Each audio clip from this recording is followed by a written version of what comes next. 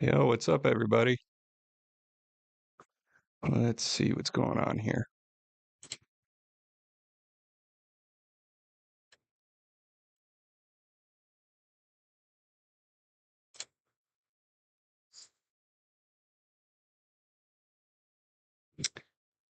Miller,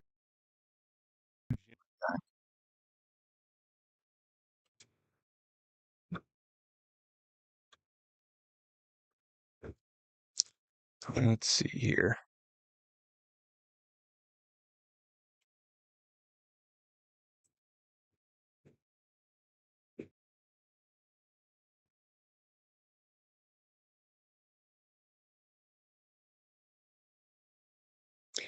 Can you the camera down a bit so you aren't so low on the screen?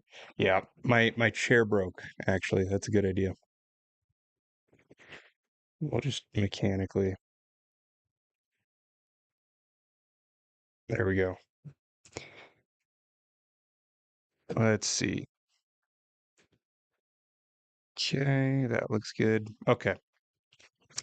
We're gonna be super, super brief here. Um, let's do.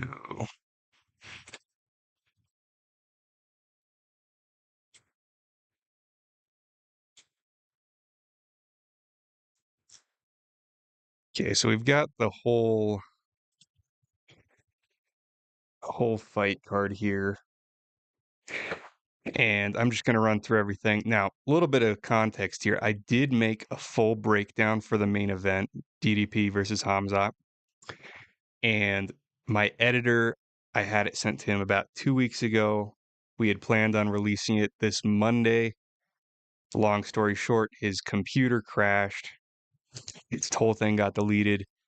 We redid it, got deleted again, kind of a whole nightmare scenario. So it wasn't going to get uploaded on time. So we're just going to do it live right now. We're going to go through really quick through the full card. And then I wanted to talk about the main event for a little bit as well. Now, as far as the early prelims, Joseph Morales has been in the UFC for a little bit. I believe Ali Bai is new. That being said, I don't know what Morales did to piss off the UFC executives because they're kind of feeding him to Alibi here because Alibi is much more technically sound than Joseph. So I'm going to go with Alibi on that one. Now, Karine Silva versus Dion Barbosa. Karine Silva trains with the Fighting Nerds. Um, a lot of people gave Carlos Prates a lot of garbage for losing to Ian Gary because then the Fighting Nerds were no longer undefeated. I think that's a little silly because they had already had a loss with one of their other female competitors. I think Bruno Brazil. Yeah. But anyway, there's definitely levels to the Fighting Nerds with the different team members. Karine Silva isn't maybe the best representation of the fighting style that the Fighting Nerds tend to produce. But with that being said, I think she's got a decent chance at this one. I'd give her the edge, so I'm gonna pick her. That being said, Dion Barbosa did look pretty good in her last fight, so we'll see. Now, Edson Barbosa versus Drakir Close. I forget how to say his first name. Um, Close is the underdog right now, technically. I think he should be the favorite because I think there's a very good chance that he can hurt Barbosa and that Barbosa won't end up doing super well after that. With that being said, however, I think Barbosa is probably the safe pick here if you're doing a parlay or something like that. I think he's got the, you know, as stereotypical as it says, he's got that crafty vet in him. He's going to be able to pull off a win here. And Close just is not that technically sound. Now, Chase Hooper versus Alexander Hernandez. Another similar matchup in the sense that Alexander Hernandez can crack, and he's definitely got the capacity to really hurt Chase Hooper. And, we've seen Chase be in trouble before, obviously down at 45. Down at 145, he got finished by, what was the guy's name? Um, this is awkward. It's like 23. No. Yeah, Steve Garcia. That's right. Steve Garcia knocked him out pretty quickly before he moved up to lightweight. And, it's easy to blame. Oh, no worries. No worries, Jim. Glad to have you back. Um, it's easy to blame the whole weight cut for somebody getting knocked out, but really that was a TKO and it just came from Chase not being the most defensively sound striker. I mean, he's gotten a lot better. If you go back to like his Dana White Contender Series fight, he got really, really messed up in the first round. And you just saw the whole game plan for that fight was basically just try and not get chinned, try and just like absorb a bunch of damage, and then go finish him in the second and third round because he's going to gas out. And it ended up sort of working out for him. He did end up like 10-8ing his opponent in the round three. But, horrible, horrible on the defensive end for Chase Hooper in that particular fight. However, when it comes to now, he's improved a bit. He's been training with Wonder Boy, and he's also been putting in a lot of work in Thailand. I think he's got the capacity with the long range weapons, the teeps and the kicks, etc., to stay defensively safe. He's got a bit more distance management. That being said, it really only takes a couple good shots from Alexander Hernandez to really hurt him. But if I had to pick a betting favorite, I would pick Chase Hooper. Right now, he is the betting favorite, it looks like. And I'm going to be picking Chase Hooper by submission, probably. A lot of people seem to think Alexander Hernandez has the submission defense chops. I have no idea why. I haven't seen it from him. So we're going with Chase Hooper by submission. Jessica Andrade versus Lupi Godinez. Now, Lupi Godinez isn't bad. Um, you know, she had a decent performance in her last fight. Jessica is, kind of washed, but I think all female fighters are washed. Just kidding, just kidding. Nobody said that. I don't even really care about this fight to be honest, but I'm picking Lupi. I think Lupi's got it. Now, Gerald Meerschaert versus Mikhail Oleksiejczuk, however the heck you say that. Um, Freaking Polish. Polish is not my strong suit, and I'm kind of phonetically retarded anyway. Gerald Meerschaert is, a bit older. I think Mikhail has a good chance of hurting him. I don't think Gerald is ever that defensively sound. I'll probably pick Mikhail, but this is one I'm not too sure about because I think if Mikhail doesn't get it done early, this is one of those ones where Gerald can pull it out at the end. But yeah, that's pretty much all I need to say about that. Now, Eric Nolan. I think Eric Nolan is a debutant on this card. Let's check. Let's see here. Yeah, no, he's a debutant here. And this is like a late notice debutant. He really doesn't have much of a chance from what I've seen of him, what little of that is. To be fair, I haven't done a lot of film study on these late notice ones that are coming in. But he's gonna die. Yeah, he's getting fed as a sacrificial lamb in this one. So Susrikayev, however you say this Russian dude's name, he's gonna take this one purely based on that. That Eric Nolan is not really at a UFC level caliber of fighter currently. Hitrick, how's it going? Thank you for joining. I appreciate you being here. All right, let's see here. Where? Oh yeah. Now Tim Elliott versus Kai Asakura. Tim Elliott's not a bad fighter by any stretch of the imagination. I think on the feet he's gonna give Kai some problems. In all honesty, despite the fact that Kai is obviously a pretty high level striker himself. I don't think it's going to be like a total steamroll or anything like that. I do think Kai's going to edge it out. He's probably going to get the decision win in this one if I had to make a prediction. Um, just because Kai is, Ryzen's not the same level of competitor really as the high level UFC, but Tim Elliott, he's also not that really high level.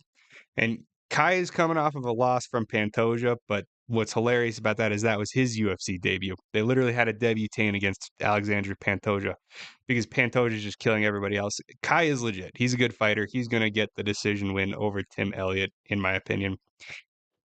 Jared Cannonier versus Michael Page. This is one I'm excited to talk about. And this is one that I've gone back and forth on a lot because I do think Jared Cannonier does have the wrestling chops to give MVP some problems. I think in most situations, though, when it comes to striking on the feet, MVP is just better everywhere. That karate blitz style, he is probably the best at right now in the UFC. And there's not a ton of people who do the karate blitz style. It gives a lot of people some problems. But when it comes to like high level strikers in the UFC, MVP is like the top of the top, in my opinion. And that's why I think he's going to lose anytime he goes up against like an Ian Gary, someone well rounded enough to give him problems in the grappling because he's not an amazing grappler. He's not bad. He's obviously been doing jiu-jitsu for a number of years now. But when it comes to top level UFC competitors, it is what it is. Do you think Kaya Sakura is big enough for his weight class?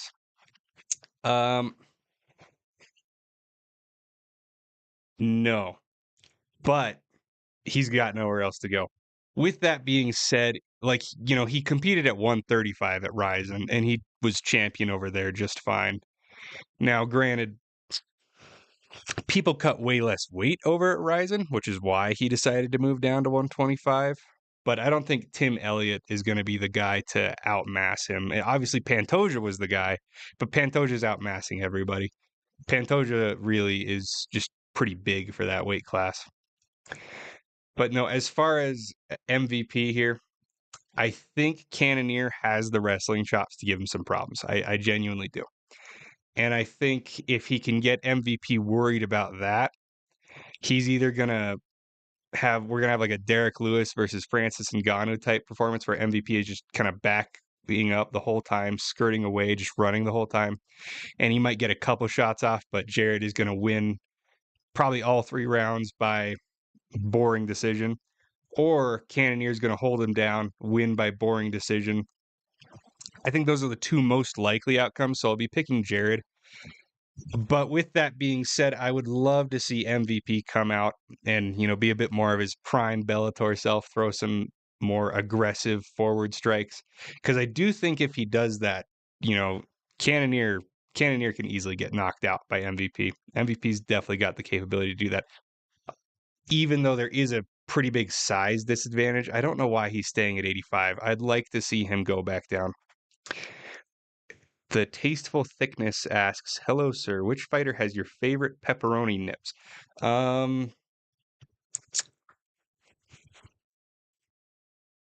It's a good question. Do you mean on this card, or do you mean like in the UFC in general? Because on this card, I'm giving that to Tim Elliott.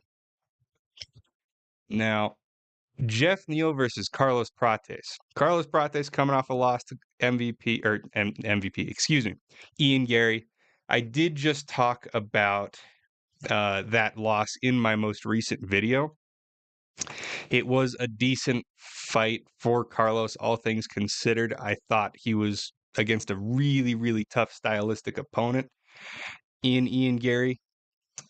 I think this is a good comeback for him, though. I think he's going to knock out Jeff Neal because Jeff Neal does not have the same grappling capacity as Ian Gary, and Ian Gary wasn't able to get Carlos down, so I don't think Jeff Neal is going to get him down.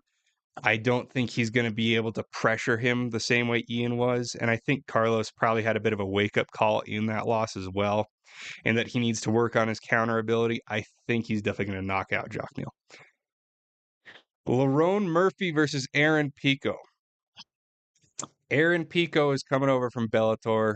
This is also a debutante fight, but he's obviously a much higher level competitor, which is why they're giving him a number 6 guy.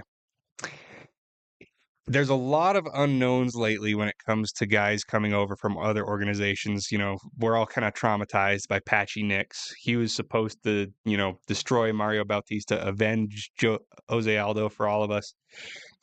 And he was pretty high level over there at, I think he was he at the PFL or Bellator? Either way, it's all under the same umbrella company anyway at this point. But he just couldn't freaking handle the UFC caliber, even in a guy like Mario Bautista. So there's a lot of hesitancy for me personally to pick Aaron Pico. And Lerone Murphy does have a lot of momentum in the division. You know, with that being said, the odds makers have Aaron Pico as the favorite because he's a very high level competitor. But I don't know. It's all Patchy's fault. I'm picking Lerone Murphy. I think Lerone gets it done. Probably by decision, but I think he gets it done. Now, finally, the main event, DDP. What's your dream matchup at 170? Mine is Islam versus Shavkat. I would like to see Islam versus Shavkat. 170 is definitely like the most stacked division right now. A lot of people still say it's 135. I think those people are, you know, kind of trapped in a few years in the past. But at 170, you know, I'm very excited for Islam versus JDM. I think that's going to be a really, really difficult fight for Islam. But if he can get it done, like he's unequivocally the greatest fighter of all time. So that's what I'm very excited for. I'd also like to see some more activity from MVP down at 170. I think there's a lot of cool matchups for him there. Not really sure why he hasn't been fighting or why he's up at middleweight now, but you know, I think part of it, I know he took the Shara Bullet fight because they just didn't have a fight for him at welterweight. And so he was like, all right, I'm going to go box somebody. And they were like, well, how about you move up a weight class because we could let you do that.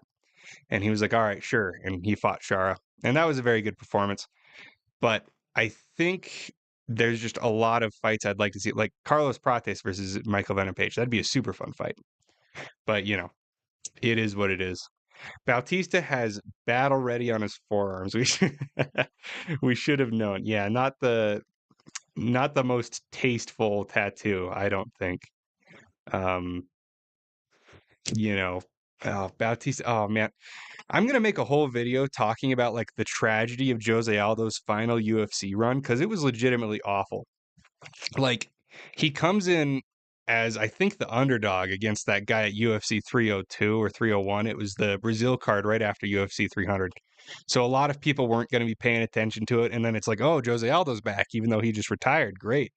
And he was inducted into the Hall of Fame and all that. We thought we were done with him. And it's like, oh, well, he's fighting this young guy with freaking crazy knockout power and he's old. He's just going to get knocked out. He wins that fight. It's like, oh, amazing. The King of Rio's back. And then he gets absolutely robbed in his last two fights. He won both of his last two fights. And I don't think he would have retired if he had actually been given the wins that he should have been. But I think after getting robbed twice, he was just like, I don't want to do this again, you know? I don't want to have to freaking climb this mountain all over again because he did make it clear when he was starting his final UFC run. He's like, I want one more title shot before I retire because I'm a championship caliber fighter. And he's like, I'm not going to ever make it there because I keep freaking losing these BS decisions. So he's out of there. And obviously, he talked about how he had some personal stuff going on. He picked up a lot of injuries, whatever. He was older. He was definitely slowing down, but you know, it is what it is. Now, as far as DDP versus Chimaev, for those of you who didn't watch the beginning of the stream, I did a whole video breaking this fight down and it got deleted. My editor's computer crashed and it got deleted. And I'm very sad about that, but we're going to look at it a little bit here. I think it's actually a pretty simple breakdown at the end of the day because Khamzat himself is an attribute fighter. Like that's what he is. I think he's overrated when it comes to his technical prowess on the ground and definitely on the feet. Because on the feet, he's a very good striker, but he's just not quite there defensively. You know, getting rocked by Gilbert Burns isn't really what you want to see. And obviously, there's been some time since the Gilbert fight, but he's just not quite there defensively. And DDP, when it comes to defensive fighters, like DDP just outboxed Sean Strickland. And Sean Strickland, in my opinion, would be the best boxer at middleweight, the best defensive boxer in the UFC. Obviously, as a pure boxer, he's got a pretty linear game, a lot of 1-2s. But when it comes to that Philly shell that he uses, like there's no better accolade you could have at middleweight, I'd say, than outboxing Sean Strickland. So I do think he's definitely got the capacity to hurt Khamzat. Now, Khamzat has a decently well-rounded grappling game, but yeah, but it took DDP one fight to figure him out. First was close. Yes, that's true. I don't think DDP game planned very well for the first one. I actually legitimately think Sean Strickland won that first fight, still to this day, after rewatching it a number of times. So it really kind of sucks for Sean, just because it's like, he has a linear game. It was going to get figured out going into fight two. But when it came to his game, he wasn't able to pressure DDP in the second fight anymore because DDP was just kind of crashing into him in fight one, and he was just eating a lot of jabs. Didn't work out too well for him. Sean is one of the best jabs in the UFC. I agree. Yeah, no, very, very high level jab. So many people are kind of clowning on him right now. Oh, you're boring. All you do is jab and teep. And that performance against DDP didn't help. But DDP DDP is a very high level striker. I don't think people are giving Sean enough credit for that loss. On paper, DDP should 100% lose. See, that's interesting, the tasteful thickness. Why should he lose on paper? Because everybody's saying that they're making that joke. He should lose on paper, but he can't read, which I get the he can't read part. And we're going to talk about the quote unquote tune force that he has in a second here. But why on paper should DDP lose? I want to hear your thoughts on that. Because when you look at DDP's style, very high level striker, his K1 kickboxing accolades are legitimately high level. He's a pretty well-rounded grappler. Not as well-rounded as Khamzat, obviously. I mean, here, I have all my pictures here. Let's just bring this over. This was all my film study screenshots for this fight. And there's one in particular. Where was it? Oh, yeah. This is Khamzat going for a leg lock on Luke Rockhold. And Luke Rockhold is a pretty good grappler. So spinning under for a leg on him, like that shows definitely very, very good, a very, very good understanding of grappling, a very well-rounded game. That being said, Khamzat Chimaev is called like the most dangerous first-round fighter in the UFC. I don't think that's true. DDP has been KO'd. Khamzat, I don't think so. That's true. Khamzat has KO power on the feet. He'll be putting DDP in danger at all times. He does, but here's the thing.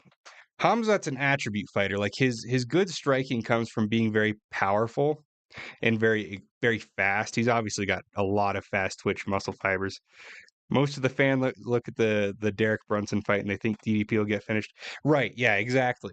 But here's the thing when it comes to the finishing ability of DDP, or the finishing ability of Khamzat on a guy like DDP. Like this choke obviously isn't fully under the chin, and the hand is on top of the head, not behind the head where it needs to be. So DDP is able to survive this rear naked choke attempt here. But when we look at Khamzat's fight with Robert Whittaker, his choke was the exact same way. Let's see here.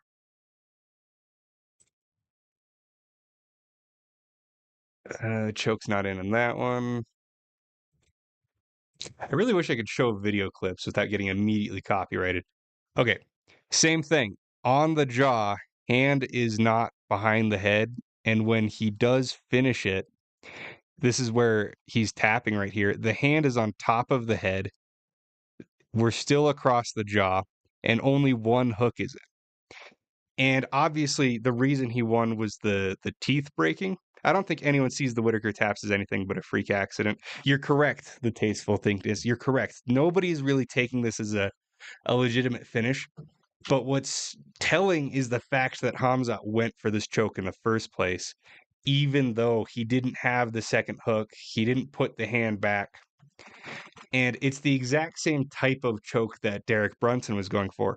So we all act like Khamzat is a super, super high level finisher on the ground in the first round. And at 170, he absolutely was. He was tearing through everybody at 170. But like I said at the beginning, he's an attribute fighter. That's just what he is.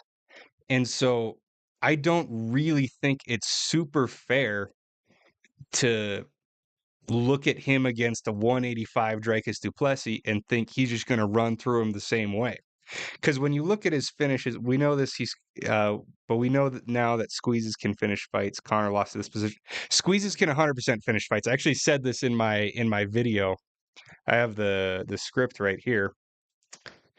Or no, that's a different video I'm working on. But anyway, I have the script around here somewhere for the old video. No matter what Dominic Cruz says, Ben Askren did choke out Robbie Lawler. And the reason I say that is because the reason that's controversial is because it was over the chin. But even over the chin, you can still drive hard enough down into the jugulars with somebody's jaw and create enough sideways pressure with your squeeze that somebody can get choked unconscious. What are your first / basic principles you go to while making fight predictions? By the way, Hitchman, thank you. I appreciate that you're a big fan. Film study is primarily Askren put Lawler out straight up. Yeah, exactly.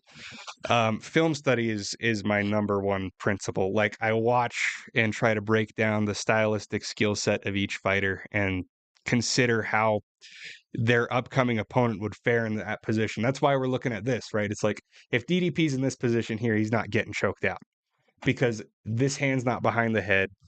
This isn't under the chin. People tap to this squeeze because they think it's going to wishbone their jaw.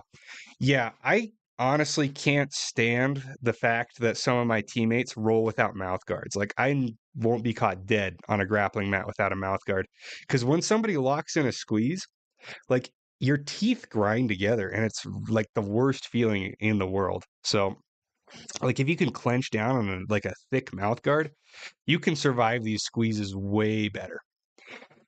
And it does hurt, like it doesn't feel good, but unless their point of their elbow, like this point right here, is right in front of the chin, the choking mechanics aren't quite there to drive it down into your throat enough to create like an actual choke that'll put you to sleep.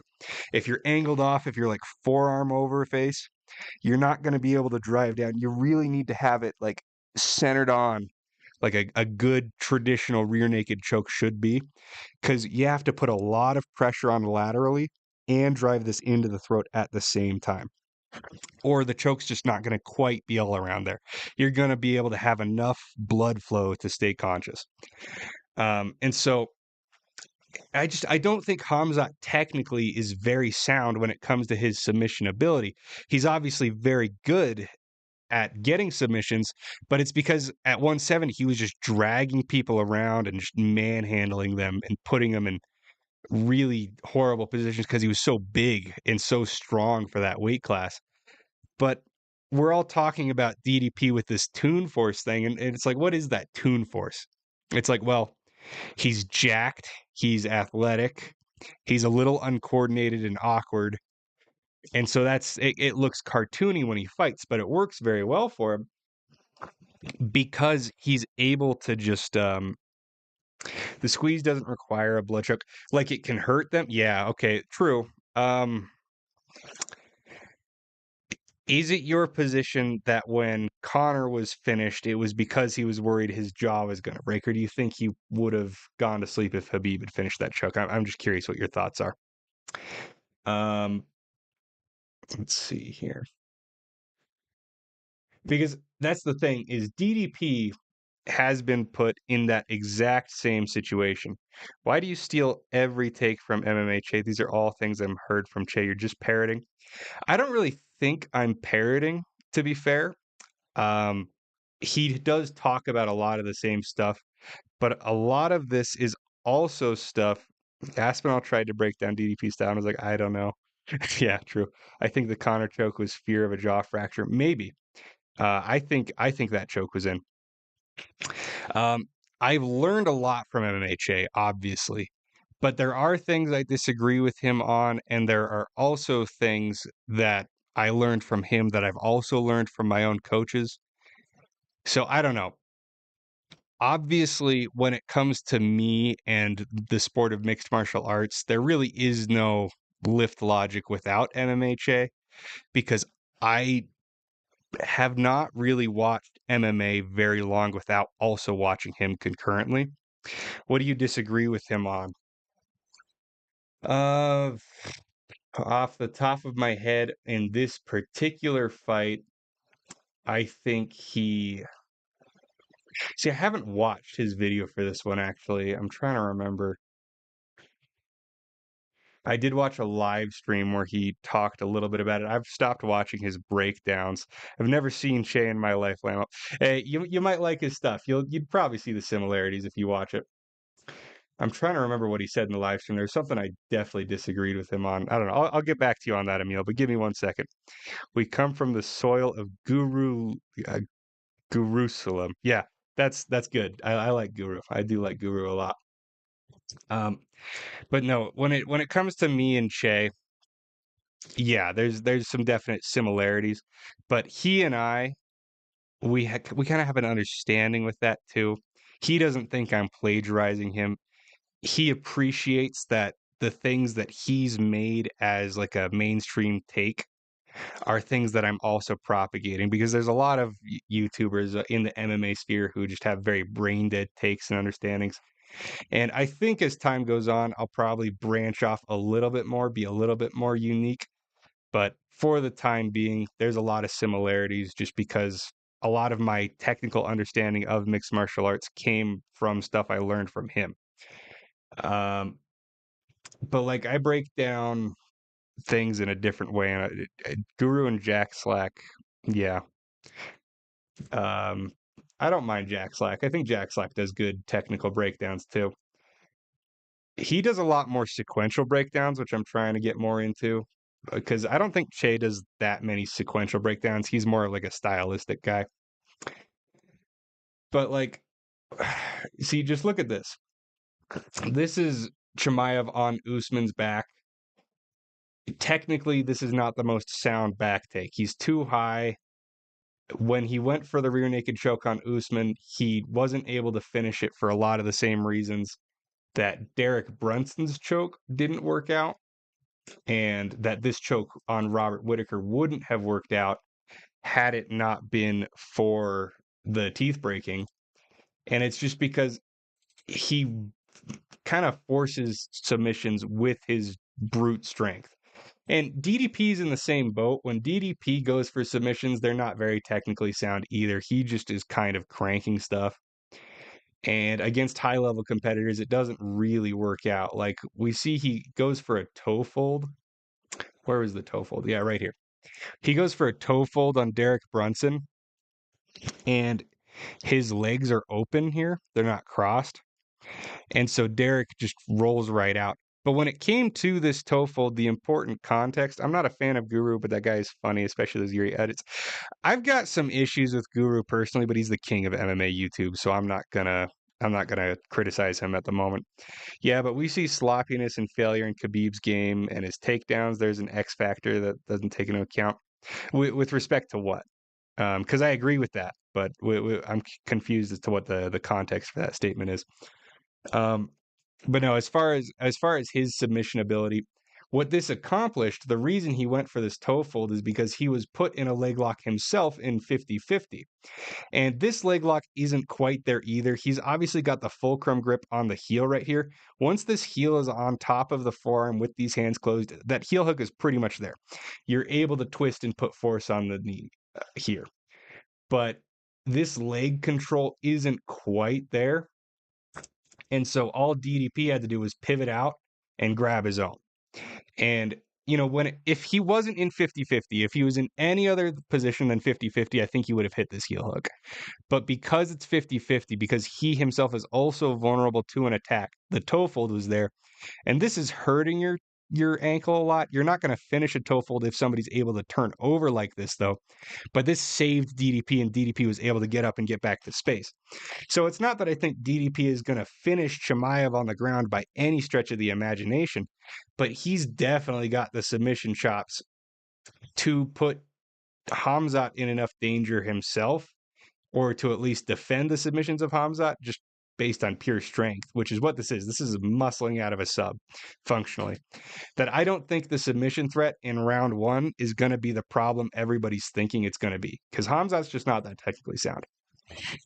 Now, he is dangerous on the feet. I think he could hurt DDP if he connects with him. MMA Che has some real dumb takes, like chins don't exist, Ilya doesn't hit hard, McGregor is a better boxer than JDM, Ian Gary would beat Sean Brady, etc. So he isn't a great guy to pair it from. Now, I agree with almost zero of those. I also kind of want to defend him a little bit, though, because he is a friend of mine and a friend of the channel. I don't think he says chins don't exist. I think he says that the concept of getting knocked out once doesn't necessarily mean you're going to get knocked out again. With Ilya not hitting hard, yeah, I do think Ilya puts out more power than Che gives him credit for, but I think Che says that because he's more hyping up his accuracy, things like that. Did he really say McGregor is a better boxer than JDM? That I would not agree with. 1000% no. JDM is a much better boxer than Conor McGregor. So I get where you're coming from, Emil, and I don't think Ian Gary beating Sean Brady is the best take. I mean, certainly Sean Brady's going to out-grapple Ian Gary, and I think Ian Gary would be a bit too willing to grapple with Sean Brady. So I get what you're saying from, but I think the things I get accused of parroting from him, or the things I at least like do that are similar to him personally, are primarily his understanding of techniques. I don't think I take his actual like decisions on things. Like I don't pick a guy to win because Che picks him to win. I pick a guy to win because I see the same things he sees or I don't. And a lot of people said that when they watched my very first video, which was my breakdown of oh, gosh, Ilya versus Charles. But when you looked at his breakdown of Ilya versus Charles, there was a lot of differences because I talked up Charles's leg lock game, and I thought that was going to be his pathway to victory. And I specifically broke down the sequence of the deep half sweep, which he used in the fight. Che didn't talk about any of that. He said Charles shouldn't go for leg locks. He's going to get knocked out, just like Ryan Hall. And that's why I broke down the Ryan Hall fight so extensively. Ian Gary gets subbed on purpose so he can rewatch for his goon sesh. There's definite truth to that. There's 100% truth to that. Well, my bad if you aren't actually a clone. I just hear you say a lot of the same things as him and you speak in a very similar way. Yeah, no, I get what you're saying, Emil. I don't think it's a bad take to say he and I have a lot of similarities. We 100% do. I definitely don't want to be, like the guy that plagiarizes him. But I get why you might think that. No, for sure.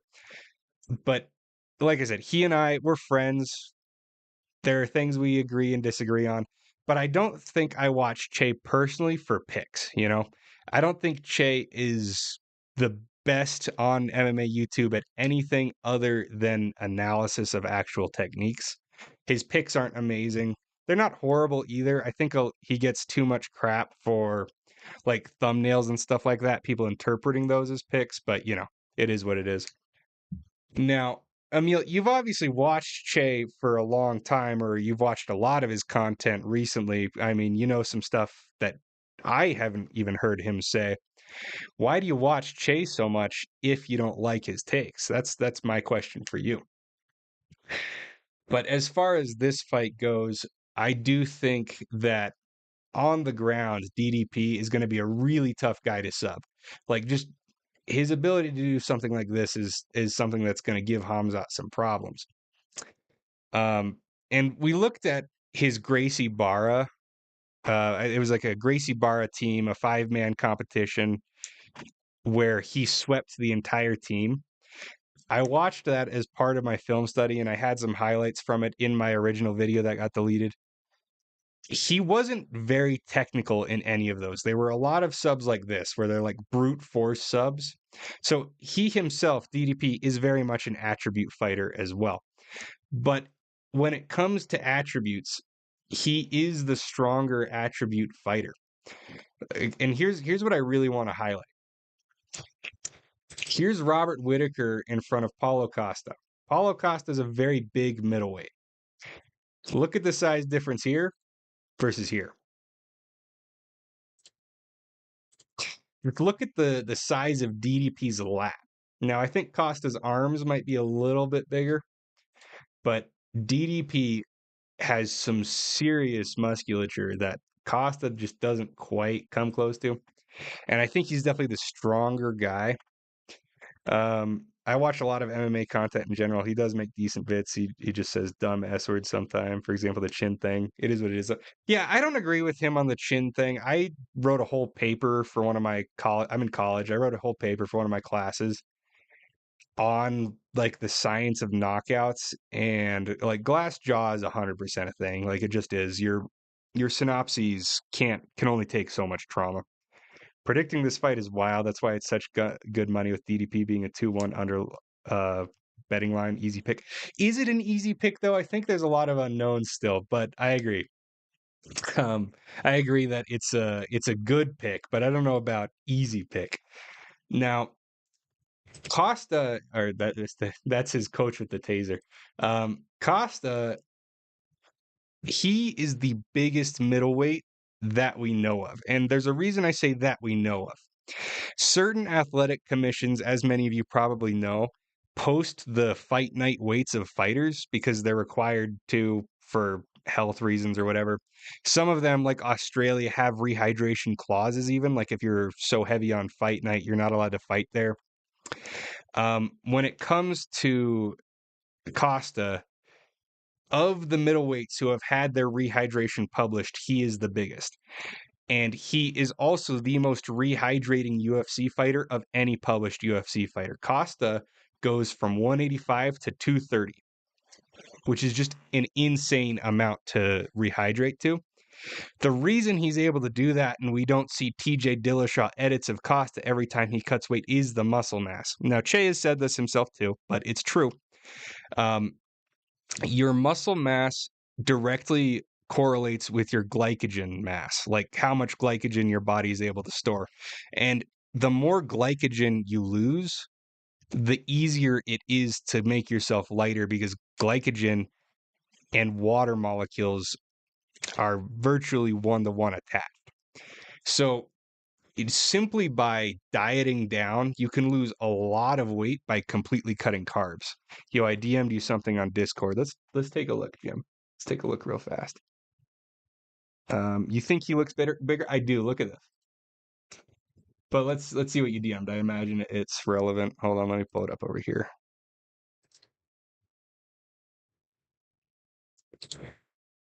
Okay.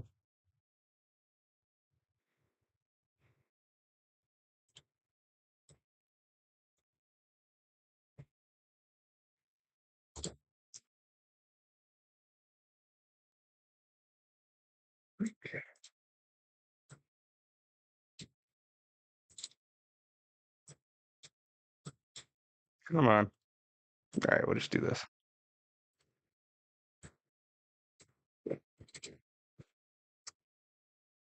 Okay. Yeah. No, I think it's pretty clear here. Khamzat has not put on a lot of size for his move up to 170, and that was always my position. To be fair, I never really looked at a side-by-side picture like this, but I think this makes it pretty transparent. Um, is this him at 170? He's wearing the new gloves that are now the old gloves. Did he fight at 170 wearing the new gloves?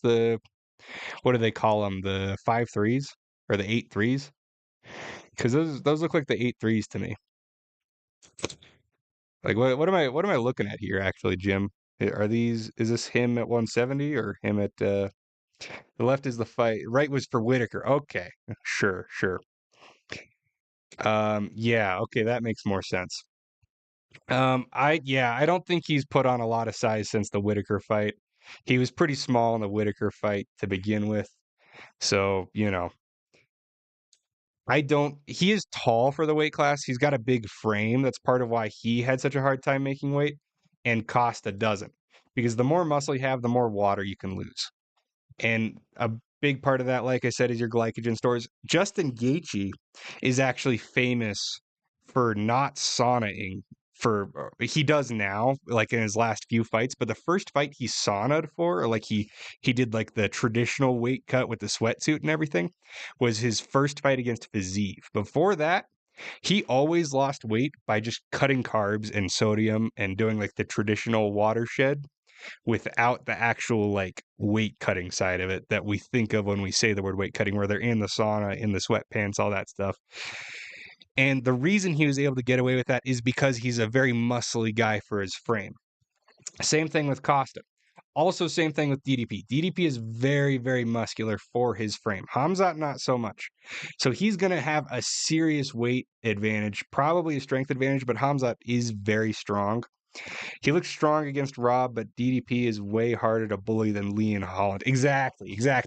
Like his Darce choke on Kevin Holland wasn't like a bad Darce technically, but the reason he was able to get it is because he just muscled through the position where Holland was defending.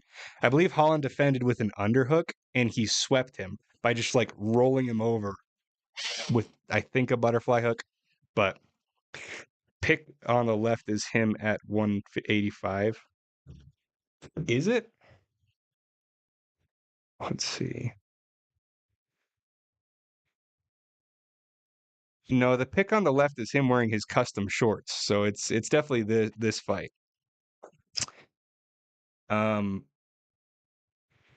Yeah. No, with all that being said though, DDP is probably rehydrating to over 230 pounds, if not around that. Khamzat isn't rehydrating anywhere close to that. Khamzat is rehydrating to like 210, 220 at the absolute maximum, but I bet he's more like 200 flat. I bet he rehydrates about 15 pounds because 15 pounds is a pretty normal water cut for somebody with his frame. And really, when you look at Khamzat, he is a 170er. He should be fighting at 170. He just couldn't make 170. And so that puts him in a difficult position where he's able to win against high-level competitors like Robert Whitaker. But is he going to get through Dricus du Plessis, who literally is the physical bully of the weight class? And it's the same issue as like Conor versus Khabib, right?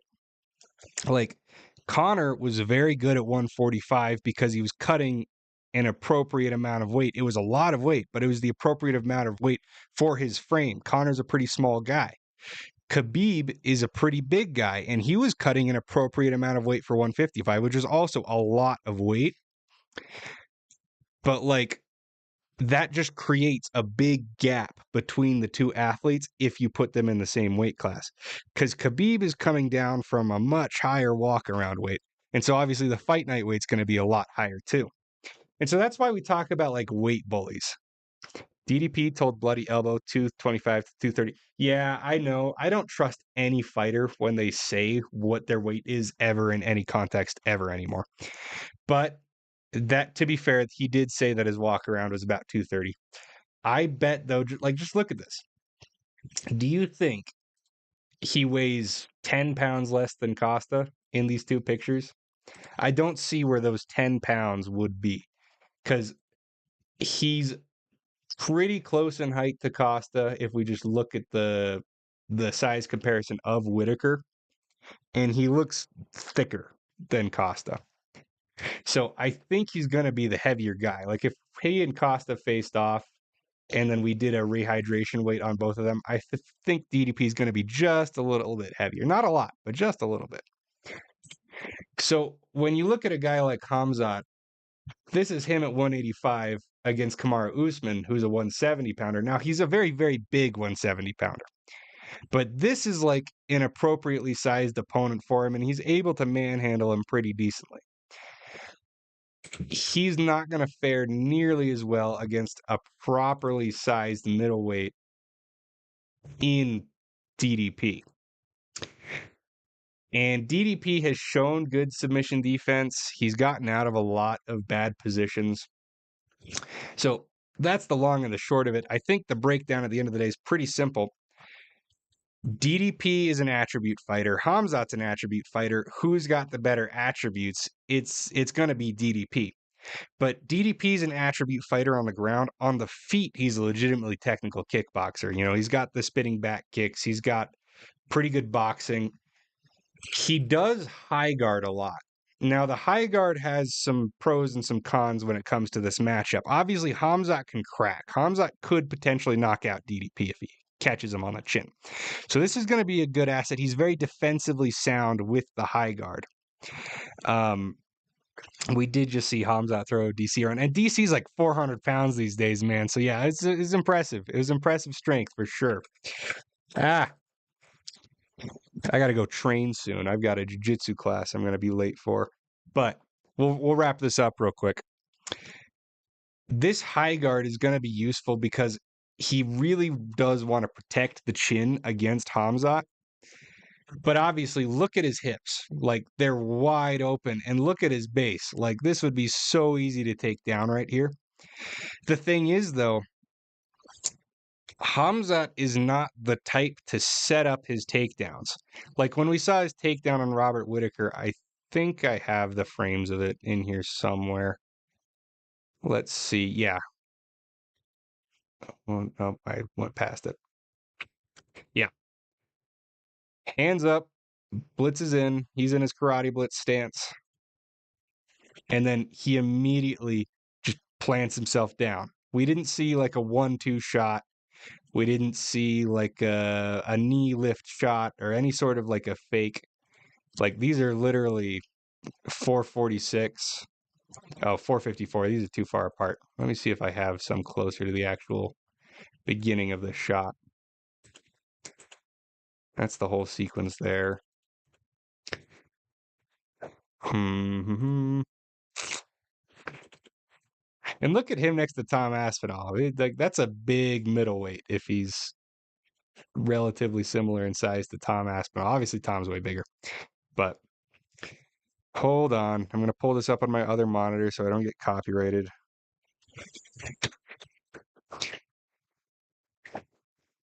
Khamzat versus Whittaker.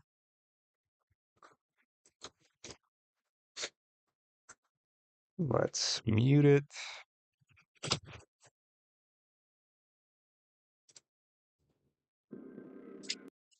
Copyright me, UFC.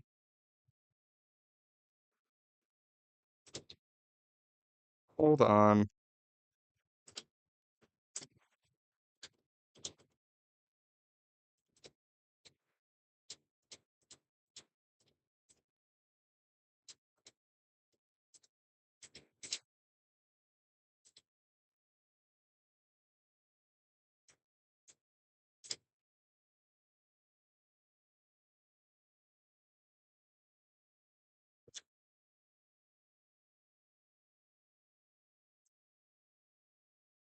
Okay, here's the frame right before the shot. Oh, I went too far back. 1, 2, 3.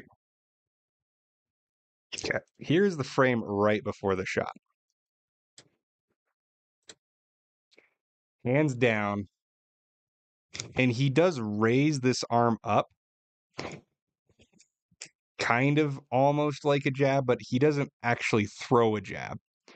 So there's no real setup on the takedown.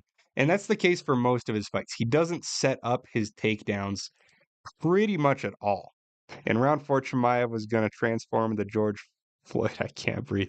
Yeah, that's definitely possible. What happened to Khamzat and Darren Till? Were they supposed to fight?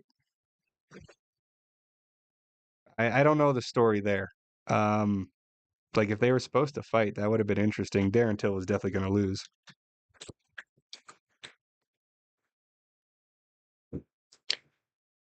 Uh, um, yeah, I don't know. Oh, right, they were training partners. Did they have a falling out? Did something happen? I don't actually know. I haven't heard. I think he says he's picking Khamzat, right? He's also trained with DDP, I believe. Are they not friends anymore? That kind of sucks. Yeah, I don't know. I don't know about the drama there. Let's see.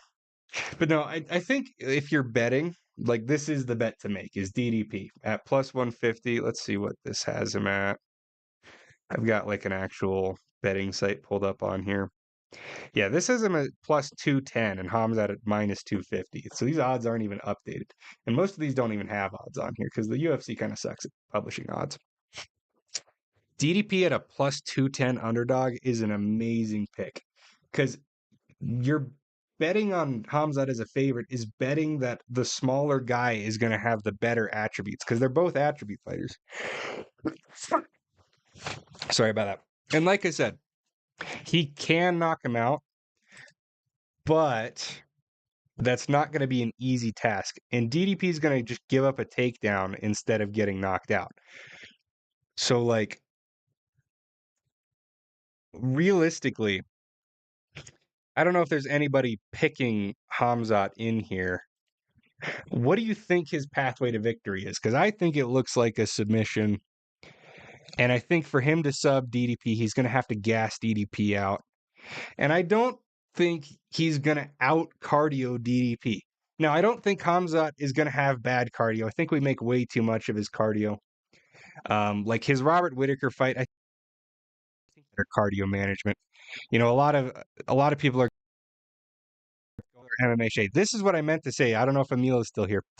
This is what I meant to say. I disagreed with him very strongly about. He says his cardio is a total unknown. It's 100% not an unknown. We know from the Robert Whittaker fight that he was managing his cardio way better. Yes, he shot very quickly, but he held a body lock on him very calmly. He didn't go for broke with sub attempts when it came to the Whittaker fight, like he did with the Usman fight when he did get. His cardio is going to hold up much better. But is it going to hold up better than DDP's? And DDP has had cardio problems in the past, but lately, no. Till picked Chimaev to win this fight. Yeah, I thought so. Khamzat recently called Till his brother. Yeah, see, that's what I thought, Emaz. Thank you. Yeah, because I just looked it up. Till did pick, he did pick Khamzat. I disagree with Darren, but, you know, I respect his opinion. Let's see. Yeah, no. Like, to think that DDP now, and obviously we made a lot of his nose surgery. He gave less credit to the nose surgery. He was kind of frustrated by everybody saying it was the nose surgery. But either way, around the nose surgery is when his cardio improved so much. When we look at that DDP, he doesn't gas nearly as bad. And so I find it just really, really hard to believe that he's going to have the same type of adversity cardio-wise that Chimaev is going to have in the later rounds because of the weight advantage. You know, like when you're, I don't know how many of you guys train, when you're rolling with someone bigger, like that's a huge cardiovascular drain. And Robert is not the biggest middleweight, especially relative to DDP. If we look back at that picture of the two of them facing off, you know, like, yeah, there's a definite size disadvantage here for Robert Whittaker. So that's the long and the short of it. I'm picking DDP. I think by TKO. I'm probably not gonna put it on a parlay just because I do think there is some unknown still with Khamzat, but you know, DDP just to win, I think would go well on a parlay. And all in all, yeah, that's my pick for this card. Like I said, I do got to get going. I got to go train. But thank you all for watching. Thanks for joining in. I'm going to be doing a fight companion if you care to watch. You know, a lot of you have other people's fight companions to go watch, and definitely, I think I'm not trying to steal viewers per se. Yuri versus Ankh Alive would be big. I'm so sad that we didn't get Yuri versus Ankh. So sad. I get like college is important. I say that as a college student myself. But oh man, I was disappointed that he turned that down. So, you know, it is what it is. And Alex did enough to deserve an immediate rematch, but I really wanted him to sit back and let Yuri get a title shot first. But Yuri hasn't really gotten enough wins to be able to jump Alex in line if Alex doesn't want to let him. So it is what it is. I heard someone call you Diddy Booty Jackson. Interesting. Who did you hear that from? I'm very, very curious because certainly Jackson is not my name. I'm kind of curious where that comes from.